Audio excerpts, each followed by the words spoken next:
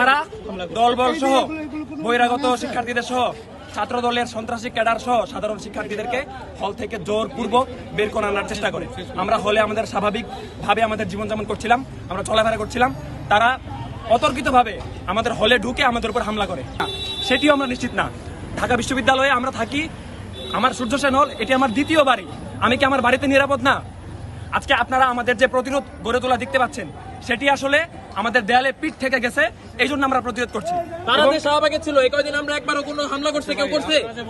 শাহবাগে তারা ছিল, কেউ হামলা করে নাই, তারা নিজেরাই হলে হলে ঢুকে হামলা করতেছে। হ্যাঁ, সংঘর্ষের শুরুটা হয়েছে তাদের, আজকে আপনারা জানেন ঘোষিত একটি কর্মসূচি ছিল। আজকের ঘোষিত কর্মসূচিতে সাধারণ শিক্ষার্থীরা স্বতঃস্ফূর্তভাবে অংশগ্রহণ করেনি, তারা যার যার হলে অবস্থান করেছে। তো তারা দলবল সহ বহিরাগত শিক্ষার্থীদের সহ ছাত্র দলের সন্ত্রাসী ক্যাডার সহ সাধারণ শিক্ষার্থীদেরকে হল থেকে জোরপূর্বক বের করে আনার চেষ্টা করে। আমরা হলে আমাদের স্বাভাবিকভাবে আমাদের জীবনযাপন করছিলাম, আমরা চলাফেরা করছিলাম। তারা অতর্কিতভাবে আমাদের হলে ঢুকে আমাদের উপর হামলা করে। আমরা কি আমাদের হলে নিরাপদ না? আমরা তো আমাদের দ্বিতীয় বাড়ি মনে করি আমাদের হলকে। দফায় দফায় সংঘর্ষ তৈরি হচ্ছে, দফায় দফায় সংঘর্ষ তৈরি হচ্ছে। এটা একটা মেডিকেলের সামনে দফায় দফায় কেন সংঘর্ষ তৈরি হচ্ছে? আপনারা দেখতে পাচ্ছেন যে আমাদের হাতে কিছু আমরা নিজেরা আহত। তারা শহীদুল্লাহ হলের উপর থেকে ইটপাটকেল ছুটছে এবং ওই মোড় থেকে ছাত্রদল শিবিরের ক্যাডাররা সশস্ত্র অবস্থান নিয়েছে। আমরা তো আমাদের ক্যাম্পাসকে নিরাপদ রাখতে হবে। কিসের একটা আওয়াজ শুনলাম? কিসের আওয়াজ? এগুলা টিনের আওয়াজ, টিনেই না, ওরা ককটেল ফুটাইছে, ওরা ভিতরে, ওরা ছাত্রদল ছাত্র শিবিরের ওরা ককটেল ফুটাইছে এখানে। আপনারা তো এখানে আছেন ক্যামেরাটা নিয়ে, কিন্তু একবার তো ওখানে গেলেন না, তাহলে আওয়াজটা শুনছেন। কারা করছে? শিবিরের ছেলেপেলে করছে। আপনারা জানেন এখন কি করেছে আওয়াজ, যেটার আওয়াজ আপনারা যে আওয়াজের কথা বলছেন, সেই আওয়াজে এরা ফুটাইছে। কিসের আওয়াজ এটাই তো বলতে?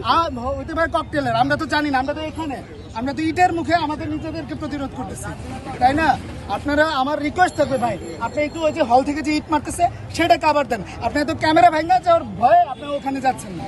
এটাই আমি প্রতিটা উপর থেকে ইট পাটকেল মারতেছে বা যারা হলগেটের সামনে আছে, তারা ম্যাক্সিমামই অপরিচিত। আপনি তো শহীদুল্লাহ, ম্যাক্সিমামই হচ্ছে অপরিচিত।